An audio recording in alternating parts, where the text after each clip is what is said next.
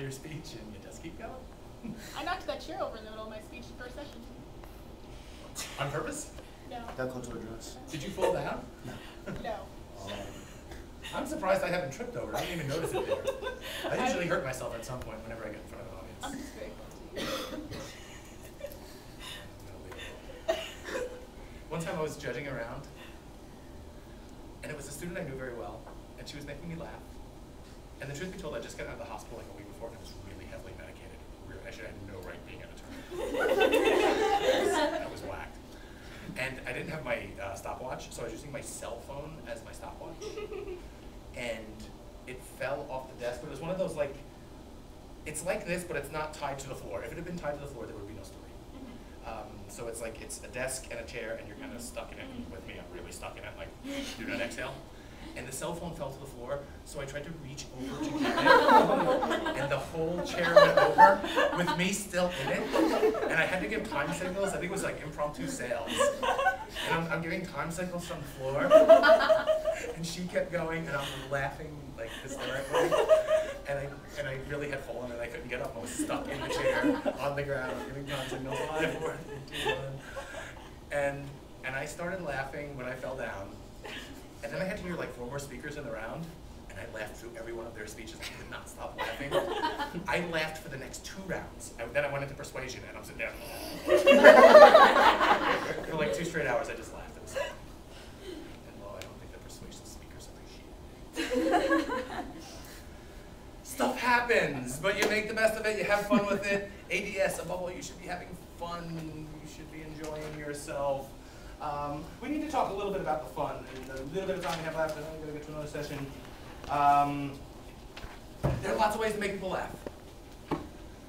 And I've listed just a bunch of ideas that came into my head as I was putting my little handout together. But part of it is certainly your physical delivery. You know, some of the stuff she does, that whole, that's, yeah, right, right. And through that whole thing, she never says anything, right? She's just like, and it's this gesture and the loud breathing, and then she holds up a sign.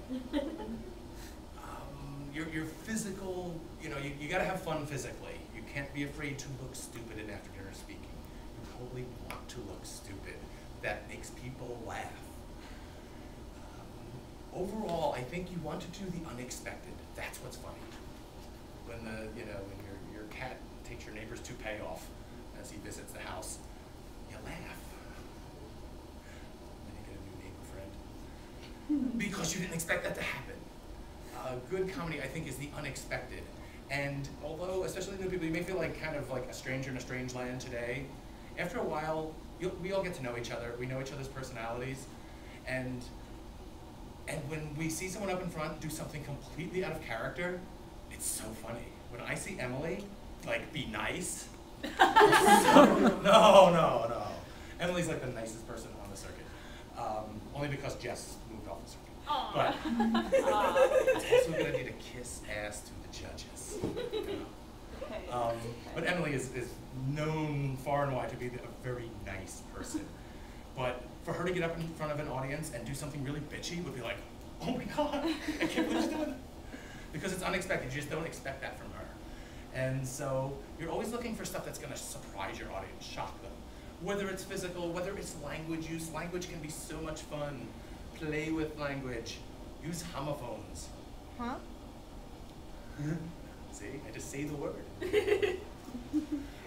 Words that sound the same but mean different things. You know, like there's just like lots of different words that you can play around with. Or something that's close to a word, like you know what a malapropism is? When people use big words but use them wrongly. Wrongly is a word. Bad grammar is good, or is it well? Whatever. These sorts of things where you're just being kind of silly will make people laugh. One of the techniques she used that's really popular, you have a joke that you kind of come back to. So she has the nigger in the woodpile thing where she does it first and then she comes back to it later. Like, there's all these different techniques. And if you go, you people know how to work that interweb thing a lot better than I do. And you can go to websites that will give you ideas about how to construct jokes and how different techniques that comedians use. watch stand-up comedians, you see them use all these different kinds of techniques. But whether it's funny props and visual aids, whether it's your physical delivery, whether it's the way you do language, or whether it's just straight out jokes,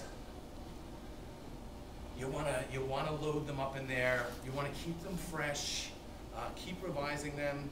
Your teammates, I've always found, will be a great source of humor for you because they will make fun of you and your speech, and then it's like, whoa, that was very funny. Ooh, add that in, so that it's a fluid presentation. And the speech you're giving in October shouldn't be the same speech you're giving at nationals in April. I mean, it may be the same topic, but it shouldn't be the same speech because it's going to get flat for you. It's going to be dry. You're not going to have a good time. Keep working on it. Keep revising it. See what gets a response from the audience. Keep that. See what falls flat. Maybe ditch that. Maybe don't ditch things too quickly. One room with one particular audience is not enough to make a judgment on. But if you've run it at a couple of tournaments and just nobody gets this joke, they're just not as smart as I am, then, you know, maybe find something else. But, oh, I don't know. And don't forget this. Jazz hands. Jazz hands. Yeah. Avoid being mean. I think mean people suck. Whether you're goofing on some, you know, presidential nominee,